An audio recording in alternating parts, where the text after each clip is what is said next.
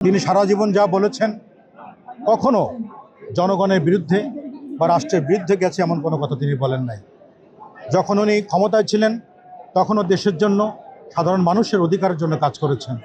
যখন উনি অপোজিশনে ছিলেন তখনও দেশের জন্য এবং যখন যারা ক্ষমতায় ছিল তাদেরকে সহযোগিতা করার জন্য এবং সাধারণ মানুষের অধিকার আদায়ের জন্য কথা বলেছেন। উনি কখনোই নিজের স্বার্থের জন্য, নিজের সুখ শান্তির জন্য, নিজের পরিবারের শান্তির জন্য কখনোই কথা বলেন নাই। আপনারা জেনে নিশ্চয় জানেন যে কতবার তিনি মৃত্যুর দ্বারপ্রান্ত থেকে ফিরে এসেছেন। খাবারের পছন্দ ভিন্ন হলেও মজার বেলায় সবাই এক। অনেক ডাক্তার তখন বোর্ড বসিয়ে বলেছেন আপনাকে এক্ষুনি দেশের বাইরে সুচিকিৎসার জন্য যেতে হবে। উনি স্পষ্ট করে বারবারই বলেছেন দেশের মাটিতে আমার মৃত্যু হবে, দেশের মানুষ এবং দেশের মাটি আমার শেষ ঠিকানা, দেশের বাইরে আমার কোনো আশ্রয় নাই, দেশের বাইরে আমার কোনো ঠিকানা নাই।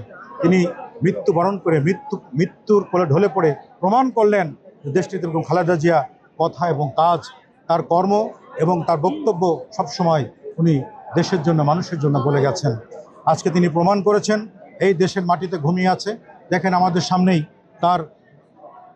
তার সেই স্বামী রাষ্ট্রপতি শহীদ জিয়াউর রহমান, বীর মুক্তিযোদ্ধা, স্বাধীনতার ঘোষক, সাবেক রাষ্ট্রপ্রধান, বীর উত্তম, কতগুলো উপাধি কি বলবো। তার স্ত্রী, আমাদের নেত্রী, দেশটিতে এবং খালেদা জিয়া আপসের নেত্রী পাশাপাশি ঘুমিয়ে আছে। সারা বাংলাদেশের মানুষ আজকে কাঁদছে, আকাশ বাতাস ভারী হয়ে গেছে, মানুষের বাক রুদ্ধ হয়ে গেছে, মানুষ কথা বলতে পারছে না। এমন একজন মানুষকে আমরা হারিয়েছি। তার স্বপ্ন ছিল যে সুন্দর বাংলাদেশ সে নিজ চোখে দেখে যাবে। তিনি যেভাবে এই দেশকে নিয়ে আশা করেছিলেন, যেভাবে দেশকে এগিয়ে নিয়ে গিয়েছিলেন প্রথমে থাকা অবস্থান, পরবর্তীতে যারা এসেছেন এই দেশকে খাবলে খামচে ধ্বংস করার চেষ্টা করেছেন। এই অবস্থা থেকেও তিনি বারবার চেষ্টা করেছেন সবাইকে নিয়ে সমন্বয় করে এই দেশকে সুস্থ সুন্দর অর্থনৈতিকভাবে সংসম্পন্ন করার জন্য, মানুষের ভাত এবং ভোটের অধিকার ফিরিয়ে আনার জন্য।